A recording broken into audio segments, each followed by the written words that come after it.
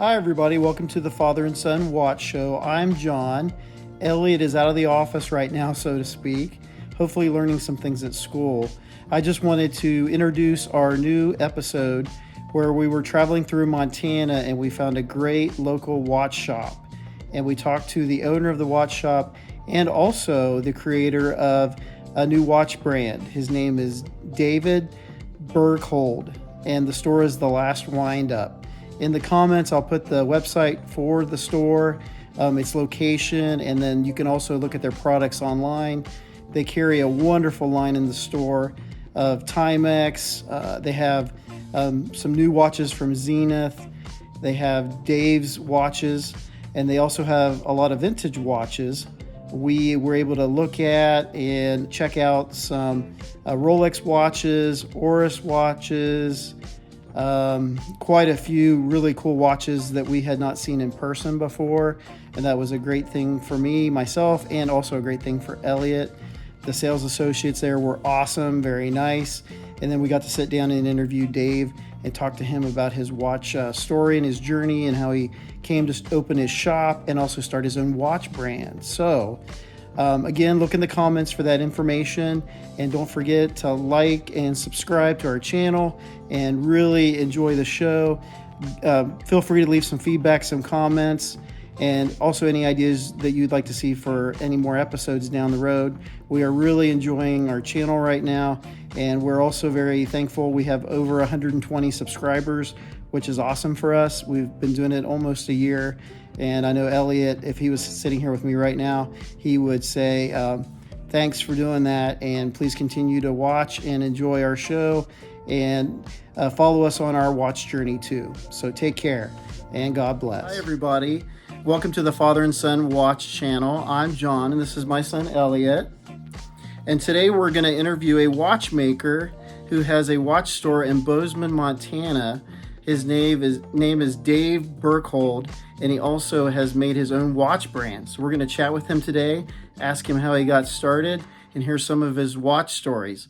So enjoy. All right, everybody. This is Dave Berghold. Hi, Dave. How are you? And his dog, Oscar. And Dave, tell us how you got started in watches and where your love for watches started. It all started in high school. I was at a small school in Connecticut, and one of the teachers there, a volunteer teacher, had a timepiece class, and I thought, that's interesting. I'm gonna see what it's about. Lo and behold, when he opened up the briefcase of pocket watches and I saw the insides, I was just, the hook was set. I had to get one. I had to figure out how they worked, and so subsequently we went to a flea market kind of antique show, and picked up an old Waltham or Hampton pocket watch.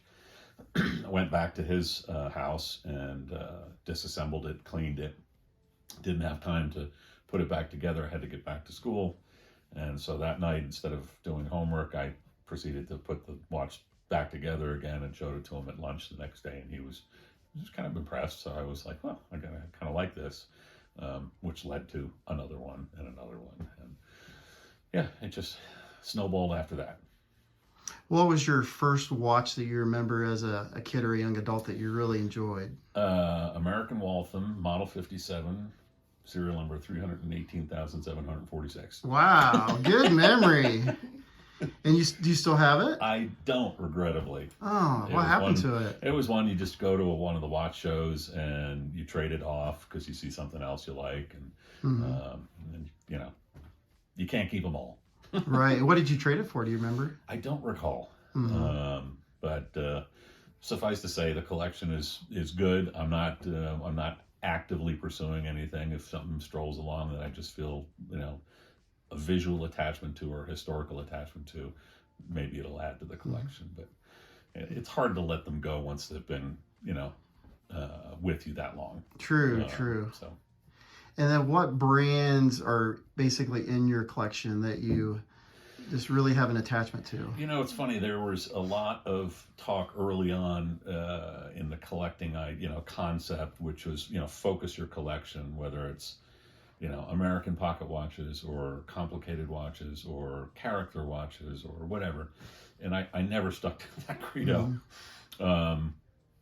very early on, it was a few pocket watches, and then I started to get interested in the very earliest wristwatches from 1910, 1915 era, that were essentially ladies' pendant watches that were converted to men's wristwatches, because men typically didn't wear watches at that point other than the pocket.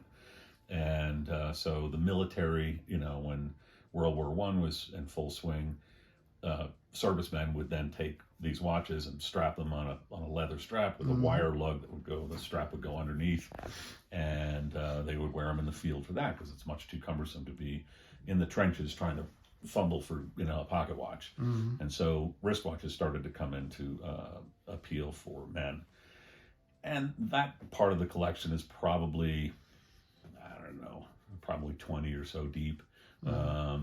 Mostly American, some Swiss, some Omegas, and things like that. As it turns out, those are so dainty now.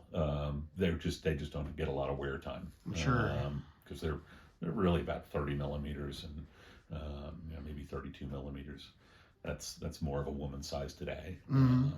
That being said, they're hard to let go because I just still have an affinity for them. All right. If you had to choose between a wristwatch and a pocket watch, what would you pick? That's a good question. I think probably the important ones in the collection are, there's both. There's some that just have a nice history to them, either that I came to own, or the history came with them. I have one iconic watch that was presented to a gentleman who was going into the Himalayas, and it was gifted by the Rolex Explorers Club. And a couple of years ago, I got a chance to buy it, and I had to have it because it had the provenance, it had all the boxes, the papers, everything complete. It's truly an iconic piece. And there's other pieces that there was a British watchmaker, I should say he wasn't British, but he was working out of London in the early 1900s. I happened to be going through a market in 1985, 1986, one of the antique markets in London, and I saw this watch, and it just spoke to me. It just said, "This is just beautiful." And I looked at the movement, and it didn't look right. Something was different about it. And but I took a gamble on it. I actually went back to the shop I was working at, got an advance for the week, which wasn't much. Promptly went back and bought it, and when I brought it back to show the watchmaker that I was working with, he immediately offered to buy it for like 3 times what I paid. Wow. Like, no. As it turns out, it's what's referred to as a carousel. You might have heard of tourbillons. Yes.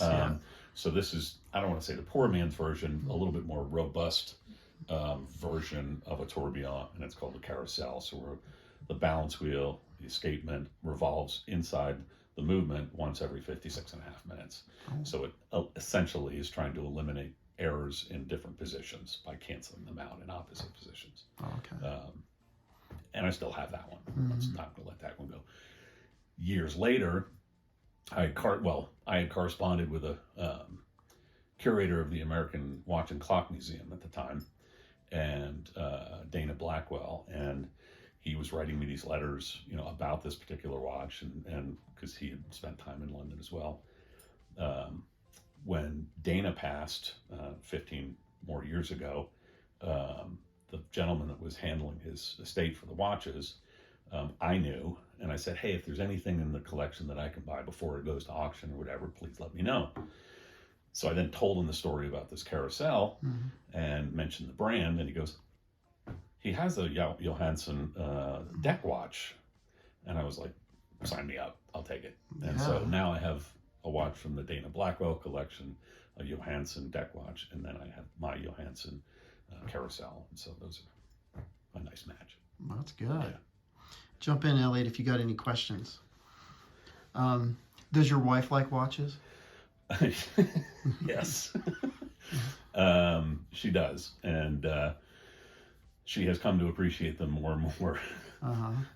Almost to the point of, like, she will look at one in the showcase, and I think the first one she was really smitten with was a blue-faced Rolex Air King. And so it had sold, and so she reminded me that it had sold and how much she liked it. And so I can't remember what anniversary or whatever. I ended up finding another one for her. So then she wears that one, and then of course, then I started with my brand, the DB Model 1A and B, and she fell in love with the 1B, silver faced, and mesh bracelet. Funny aside though, she I'm trying to remember what anniversary it was, only a few years ago. She wanted a particular serial number to mark that anniversary. Oh. And so I told her, I'm sorry, that's already been spoken for, it's gone, which was a complete lie. So we were at some resort, and we were opening each other's gifts, and I presented her with this watch, and she was just, aghast. And so a couple days later, after I wound it and set it and adjusted it and put it on her wrist, and a couple days later she texted me and told me, she goes, I think I broke it. And I went, how is that possible? And so when we met that evening, I said, what did you do? And she goes, I don't know, it just stopped. And I don't know if you know this, but the first model was a hand wound. She did not know it was hand wound. Oh, okay. So after 2 years of R&D trying to get this watch out to the market, and you've been hearing this every couple of days, I'm mentioning the process and how it's going. You didn't know that the watch had to be manually wound. Okay. That's funny. She won't take it off now. Oh, wow, that's good. It's her favorite watch now. So what advice would you have if your wife or your significant other doesn't like watches to kind of get them into the hobby? Do you have any advice? Well, first, don't look at your phone. Right. Don't look at your phone for the time. It's occasionally I'll get a customer who's just vacillating about, which one do you think is better, or which one do you think I should buy, or is one. Forget the investment thing. It's not necessarily worth chasing that trend. The one that you want to wear is the one that you look at your wrist and you go, yes, I like that on my wrist. And it makes you happy to have it on your wrist, whether it's an old one, a new one, your grandfather's or your father's or your uncle, whatever it is. If it makes you smile on your wrist, that's the one you want to wear. And times change, fashion changes, styles change, interests change, and so maybe this in a year and a half goes in the drawer and something else takes its place for a bit, and then maybe I go back to that one. It varies. For the last couple of years, I was wearing an older Sea Dweller, and part of it was because a really, really wonderful gentleman who was a great customer of mine for almost 30 years. I did not know how deep into collecting he was. Turns out he passed during COVID, and his widow called me up and said, you need to come help because he trusted you for helping with this collection. I said, well, just bring him in sometime. And she goes, no, I can't. What do you mean you can't? Well, it wasn't until I got to the house and I realized, well, that's why you can't. There was that many. Oh, wow. Yeah. So it ended up, it was a very deep collection. And so one of those pieces I decided I had to keep. That's the Sea Dweller. And then a few months later, circumstances as they were, I had an old Jeep that I used to plow with. And I was like, I'm tired of fixing this thing, every year something else goes wrong. He was a certified Jeep enthusiast since the late 60s and never had anything else. That was his daily driver. And he traded him in every couple of years. And there was this Jeep in the garage, and I went, tell me the price. And so now sometimes I'll drive the Jeep when I'm plowing and wear his watch. I'm just feeling the kindred spirit is still there. That's good. That's good. It is amazing how watches have that, the memories with them and the sentimental value. That's actually why I came into your shop a year ago, is because my grandpa, I had his 1972 Bulova AC Clipper that my dad gave me, and I loved it, but the crystal was kind of scratched. It was acrylic. Right. And so I was walking down the street in Bozeman here, and I saw your shop, and I'm like, ooh, I need to get a new crystal on here. So I walked in, and you guys did that for me, and I got it in the mail because I live kind of far away. And when I opened that up, I'm like, oh man, my grandpa's watch looks great. Yeah. So that was good. Yeah, there's something about, I mean, my dad, he passed away this last year, and he had a couple of pieces. One, which was a number of years ago, he came in and he very casually, nonchalant, he said, here you go, I don't know, do whatever you want with them. Just kind of like, Dad, you can like sell them if you want. And I'm like, Dad, I'm not selling your watch. That's just ludicrous. And one, I think it was my last journal entry on the website. It was gifted to him by his parents on his 18th birthday or 21st birthday. Oh, wow. And I'm like, when you wind it, that's the same motion that he did 60 years ago or more, you know. Yeah. And how many times a day did he look at it to find out, you know, is he going to make the train to get to work? You know, so there's that. It's somewhat of an ethereal connection, but it's definitely, you know, slightly romanticized, but it's true. It's true, yeah. Yeah, that's someday, Elliot, you're going to get a lot of my watches, and Paisley will too, and you can think of me and enjoy them like I did. Right.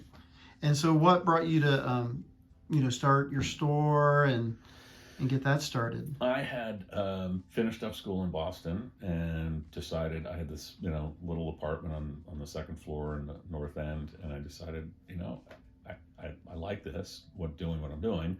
Let me just try it. I'll try it on a really low impact basis. And so I literally walked into sort of nicer neighborhoods in you know, Beacon Hill and kind of areas and just put, you know, cards on windows or mailboxes, whatever. And I got a few calls, and I developed a small group of clientele, and it was mostly clocks at the time, because I was willing to, you know, jump on my moped and run down there and tinker on the clock, get it operational, or in some cases take the works out and bring them back to my apartment, fix them, and then deliver them a few weeks later. And that worked fine, and I was, you know, happy doing it. I liked it, and then lo and behold, my parents bought a place north of Livingston, 87, 88, somewhere there, and I'd come out in the summers, you know, and visited them for a week or so, and somebody said, hey, there's this jewelry store downtown Bozeman that's been for sale, and no one's made an offer. And so I decided, why not? You know, Sure. As it turns out, the apartment I was in Boston, they had sold it, and the guy said, well, you've got until January. So I was like, let's book a flight back out to Bozeman and check this place out. So I made it back out here, made an offer, and by the time I got back to Boston, the phone answering machine said, you're moving. And I was like, sweet. So literally just, you know, packed up, and within a month I was out here and set up shop in 1990 and opened day after Thanksgiving. So I was down the street at 113 for 20 years. And then this space became available about 13 years ago. And so I just said, I got to do it. We were just coming out of the real estate debacle. Oh, yeah. And the price was right. I said, let's just do it. And so no looking back. Yeah. And part of the reason, you know, the showroom was fabulous and no question about it. I was just ready to downsize a little bit. Oh, and sure. I really wanted to focus on my craft instead of focusing on managing multiple people. At one point I had 3 or 4 clock guys in the basement working on clocks full time, and then, you know, showroom with sales staff, and then upstairs with, you know, Diane and some others. And I'm not a managerial. I just much prefer the craft and repairing, and I love selling too. I mean, I love engaging with other people and getting excited about, you know, this model, that model, this brand or history, and so that's a lot of fun too. So will I miss that interaction? Well, you can see how long it took me to go, come on, let's talk watches. Right, it didn't take very long. Plus I was done, so it was like, okay. That's perfect. Yeah. And then tell me about your watch company, your own watches that you designed and made. So years ago, there was an employee of mine that we collaborated on together. He was working for me when I was down at 113. And I came back from London, oddly enough, with Diana and her then husband, We had gone antiquing in some of these big markets, and I found this beautiful old Waltham, again, wire lug, 1910, 1915 era. And I was just like, God, this thing is just stunning. It's just so cool. And it had a big onion crown on it. And he and I kicked it around and said, well, let's see if we can make a reproduction of this. And so we did. We formed a company, limited means, but we, struggled, got through it, made that first model, called it the 1915. Then we came up with the 1925. And about that time, it was just like he was running it more than I was. And we just got into a disagreement about ownership and this and that, and the other thing. And so I just walked away. I said, I just, I don't want to do this. So it took a while for me to sort of rekindle that enthusiasm because I really wanted to do it. And I really wanted to then further that with some complications, but I'll get into that at another point. But basically, I just wanted to start my own brand. And so I picked, a case style that I liked, and I worked with some graphics design people, and we came up with the Model 1A and 1B. And that first group sold out in under a year, 50 pieces. And then I started working on the field watch, and then I decided, let's do 100 of those. And about a third of the way through those, people were like, you got any more of the 1A and Bs? No. So I said, order some more movements and cases, and let's just make some more. And so now I'm working on sort of two projects. One to celebrate the 35th anniversary, which is coming up in a couple years.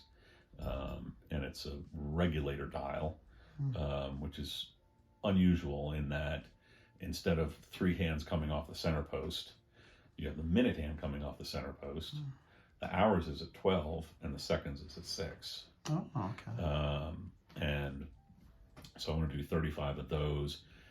I'm going to try to mix in some case materials that, are a little bit more exclusive. Do some stainless, maybe do a titanium, maybe do a bronze. There's a company that makes titanium Damascus that is the most beautiful stuff you've ever seen. It's colored blues and yellows and greens, and it just has this flow. Wow. It's pretty neat. That sounds cool. That would be sort of the next project. And then the prototyping that I'm doing now is for what I'm trying to figure out is I found during this whole transition of downstairs to upstairs and elsewhere, I discovered a box of 6 or 8 new old stock Bulova movements, the 1950s. They're top grade movements, 23 joule adjusted to heat, cold, and positions. Those are all American, right? Yes. Yep. Okay. Never been used. Oh, wow. They're still in their shipping containers, untouched. They're missing 2 parts, but not huge. And so I thought, what would be really cool is to develop a movement that on the top of the hour, it strikes a gong, just a little tiny wire gong in the case. So you know what a repeater is. Yep. So this is what we might call a passive strike. It's not actively striking the hours. It's just telling you it's the top of the hour. And so I've been prototyping this on a little bit of a larger scale unitas movement. It's getting closer. It's just, when I'm done with the repairs for the day, then I might pick it up and do a little bit more on it.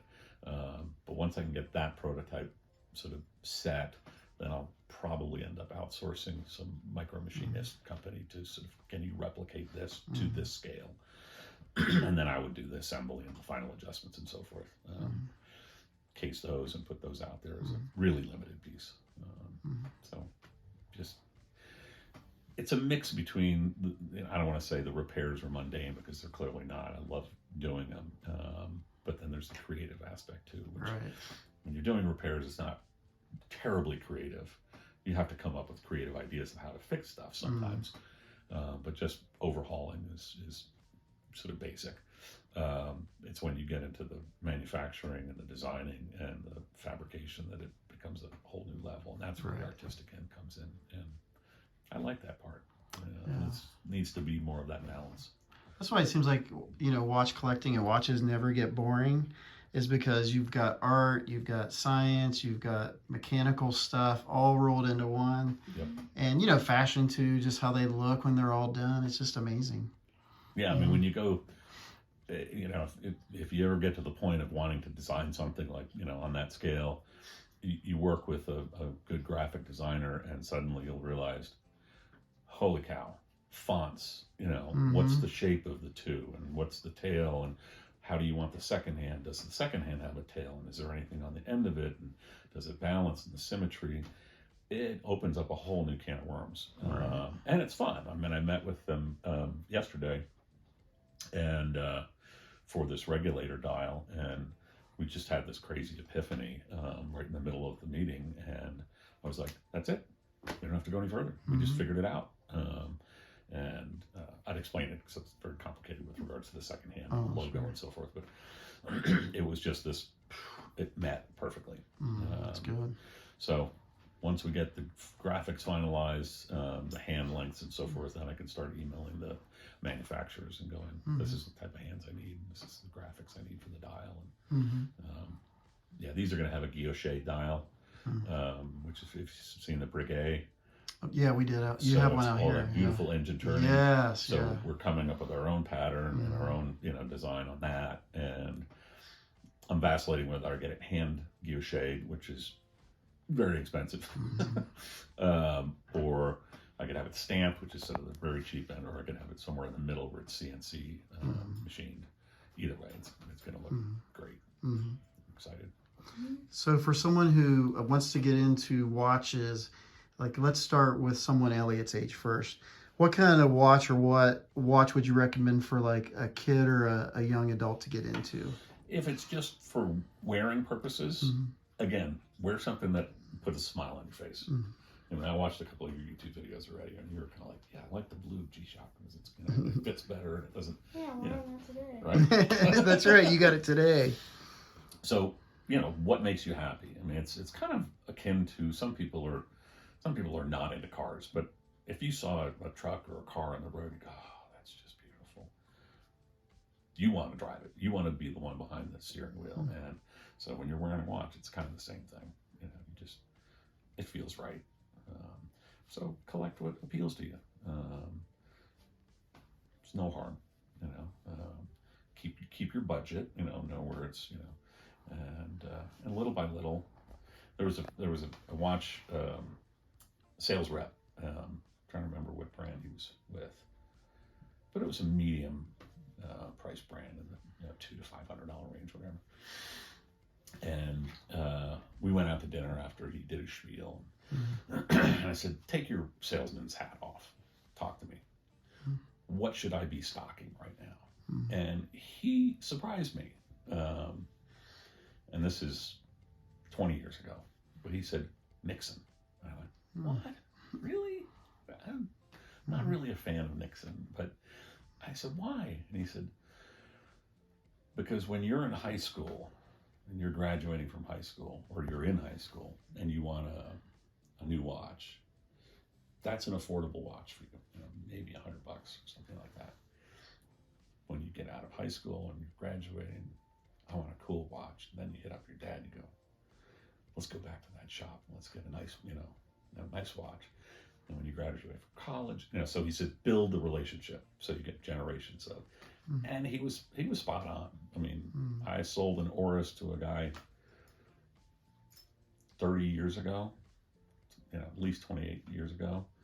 Both of his kids now, who have graduated from college and high school, are wearing Oris watches. Oh wow, that's cool. It's yeah.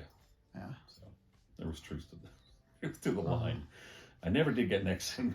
But I did, like Timex is our number one seller. Really? That's in terms of sheer numbers. Oh, sure, yeah. And they have recently done some phenomenal stuff. They have, yeah. A funny story.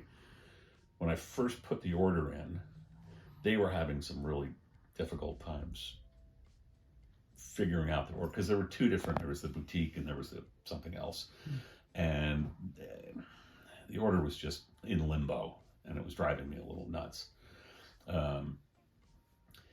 Backstory, years ago, I was on some website. It was about the Timex collectors group or something like this. And they said the quintessential holy grail of all Timexes was their last mechanical hand-wound watch. before the current stuff. And oddly enough, they called it the Last Windup.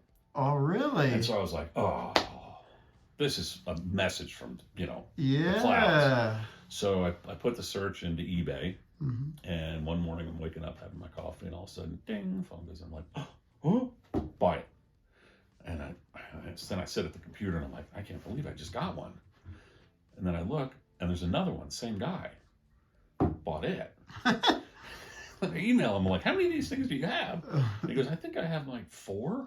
Wow. And so I was like, I'll take them all, and I don't know, they were maybe $120 a piece. And it turns out when I got them, 3 were consecutive serial numbers. I think they limited it to 1,000 pieces.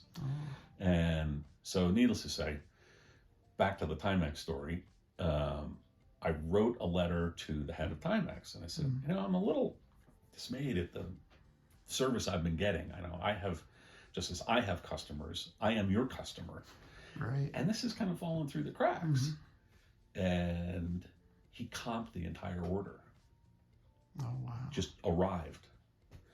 Apologies. This one's on me. Oh, blah, blah, wow. blah, blah, That's blah. great. So I went into the safe, and I got the one Marlin Timex Last Windup that was not consecutive, and I sent it to him. So thank you for following through. That's and good. We've been selling them since. Yeah. They are great. I just went to an antique shop and found a Timex electric Dynabeat. Yeah. And I mean, the crystal was great. I don't know any of the history of it.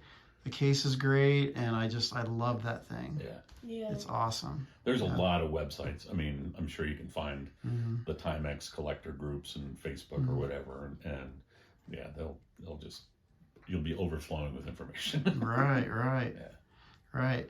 Well, we better end our episode, but thank you so much. It's been great talking to you here at the Last Windup. Elliot, good luck tomorrow. Thank you too. All right. Thank you, sir. All right, everybody. Thanks for watching our show with David Berghold at the Last Windup here in Bozeman, Montana. Awesome. Great shop. That's right. Awesome. Yeah, check it out because it is like one of the best watch shops I've seen. So That's right. definitely give him a call to check him out. Right. It's amazing. Sorry for the motorcycle. All right. Well, everybody, God bless and keep on ticking. Tick, tick, tick.